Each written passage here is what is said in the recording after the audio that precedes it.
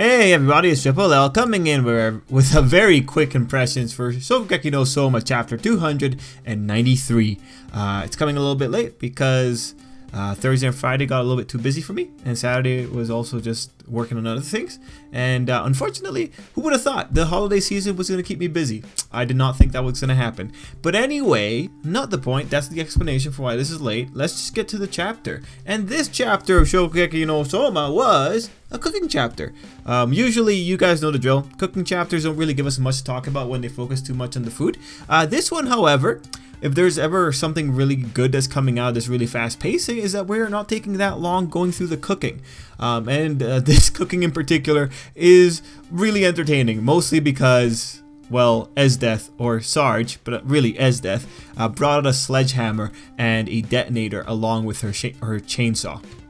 So that was pretty funny in its own little way. I saw some people make a comparison to another really old anime series that I had no idea existed. I think Japan Pan, I think was what it was called. Yeah, it was like a baking manga or baking anime. Anyway, that was fun trivia to learn about. But yeah, usually when it comes to the cooking segments of the Shokugeki no Soma chapters, I just kind of gloss over because I'm not a chef. I don't know what they're talking about. I just know that they're making good food. And this time, I'm extremely happy to just gloss over whatever's going on in the cooking process, because at least before, there was the possibility that I could possibly learn a new recipe. Now I know that there's just nothing worthwhile there aside from people's reactions, so I can just kind of go through the chapter even faster and just gloss over the cooking parts.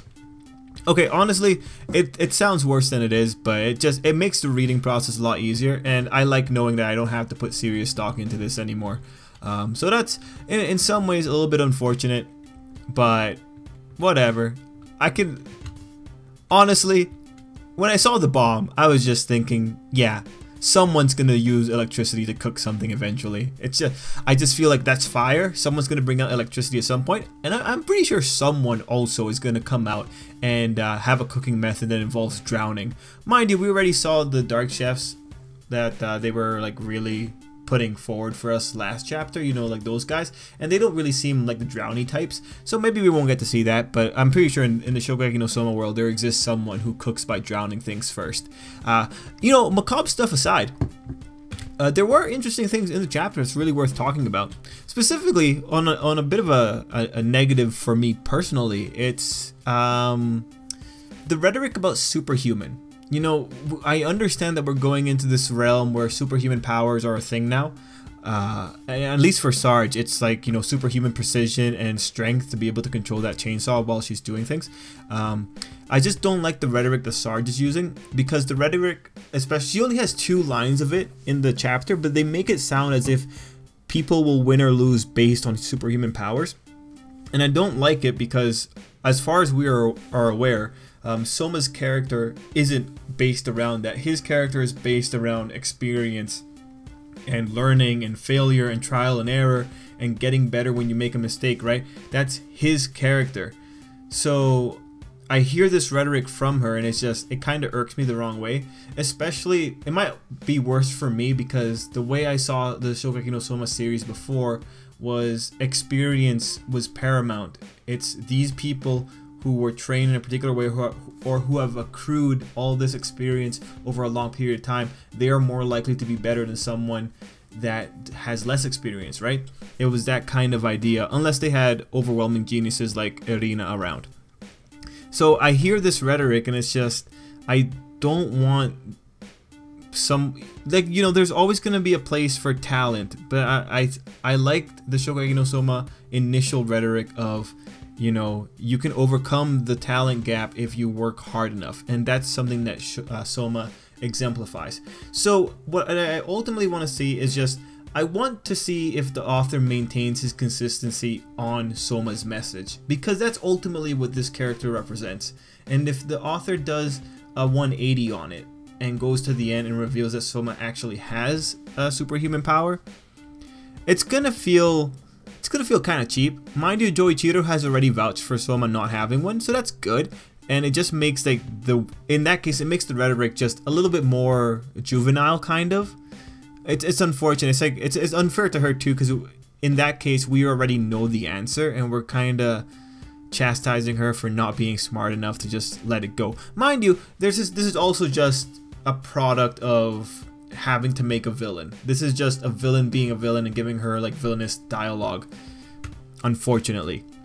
Anyway, that's really the only major gripe I have on it, and it's pretty good that it's coming from just this lady's characterization. On the good stuff though, because the chapter does have a lot of good stuff, it's a Christmas chapter, so I really appreciate that the author timed it well enough like that he timed this one and the next one right surrounding Christmas. So I really appreciate that. That's really cool, and it's always worthwhile to just get into the holiday season. The foodgasm scene was also pretty great. Actually, it might be my favorite scene so far for this recent arc. I just love the idea of angry as oh no, Esdeath was always angry. No, Esdeath wasn't angry in her original series. Anyway, I like the idea of food Esdeath like in the sleigh as she's dropping a bomb on the family. It just looks so good. I liked her pose too, so I think the author did really well with that whole foodgasm scene. Mind you, it's not the most ridiculous one we've ever seen, but it was pretty entertaining. So another thing I really enjoyed was also this lady thinking she can win. Alright, so like just going into the psyche of this whole situation, you have this lady here, and she's already doubting her Lord and Savior Asahi of what he has said. Soma's already gotten into her head. Unfortunately for her, I think we can all agree Soma's gonna win. And so it's worse for her because she's already let doubt get into her mind. Like, even if we assume that Soma wasn't the main character, after you see that Soma got into her head like that and she's questioning her Lord and Savior, yeah, she's gonna lose. It's obvious. She's gonna lose. She's gonna have some big epiphany about Soma. But Soma being Soma, also being the worst person to ever let into your head, he's gonna troll her so hard when he wins. Because, you know, Soma's the king of passive trolling. You can really appreciate the art form from him. But yeah, and by the end of the chapter, when he's pulling out the ice cream spoon, I believe, it's like, yeah, that makes sense. It makes sense that Soma's about to destroy her like that. I don't know where he's getting all this confidence from. Maybe it was a really hardcore training session during the time skip, but hey, I'm all for him making a fool out of her. But really, the one that I want him to make a fool out of is Asahi, because Asahi kind of needs to go down. Let's just get this done. Let's show off some superhuman abilities. Let's make Megumi feel like she's worthwhile and then dust her. Let's make Takumi feel like he's worthwhile, then dust him too. Probably Irina wins against Soma. Actually, no, this would be the best time for Soma to win against Irina. We'll have to see what the author wants to do. It'll be fine. Anyway, by the end of this chapter, I ultimately come out feeling very happy that we got one chapter for one portion of cooking. And we got like, it's not being stretched across 4 chapters. I'm really happy that's not happening. I'm totally okay with 2 chapters for every Shokugeki. That's totally fine with me. And as long as they keep putting in little dialogues like that can make you think like, oh yeah, this girl's already lost the mental game here.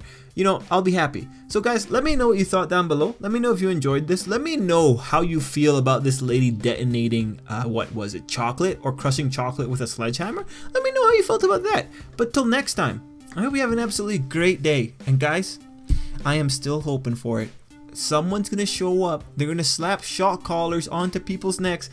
And if I said that I was giving up on this before, I was lying. Nope, I can totally see it. Maybe Asahi's gonna come in there and make things interesting with Soma and slap on some shock collars. It doesn't work as well as it does in Yu-Gi-Oh though, I will admit that. Anyway, till next time, have a great day.